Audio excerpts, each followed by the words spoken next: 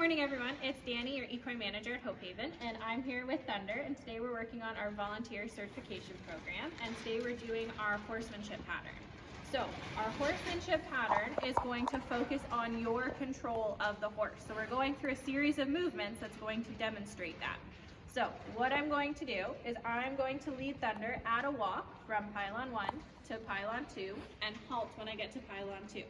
So my job is to keep Thunder nice and straight, to keep my body in line with hers, and to make it from pylon 1 to pylon 2. All right, Thunder, let's walk on.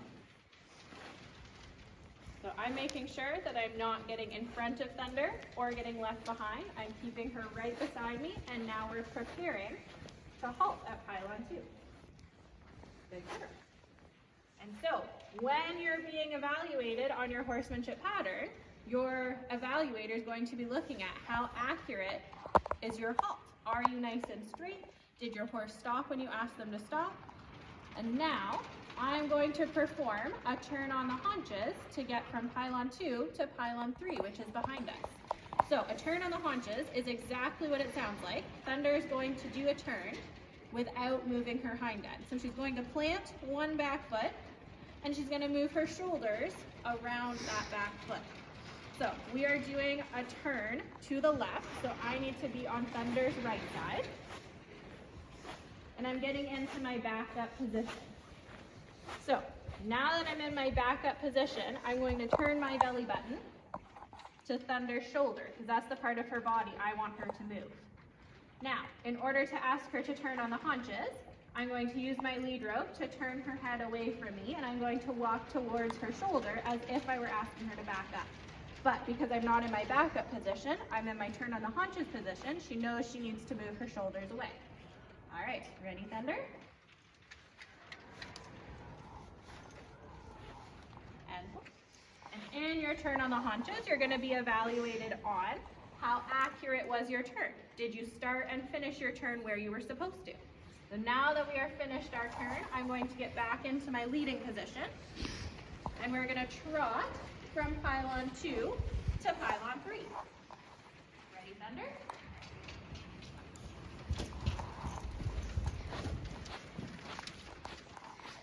Now that we're at pylon 3, we are going to do a turn on the forehand to take us back to pylon 2.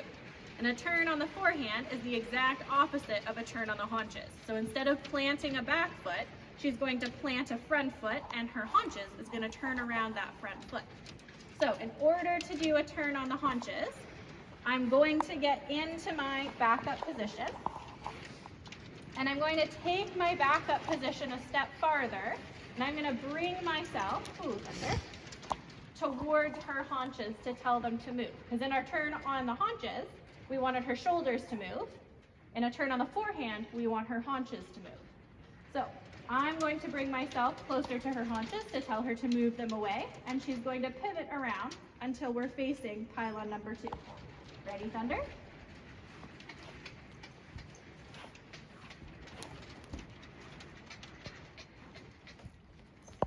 Good girl.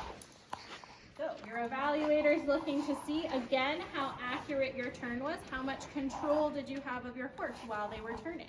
Did you finish your turn in line with your pylon? And then to finish our pattern, we're going to walk on to pylon 2 and halt at pylon 2.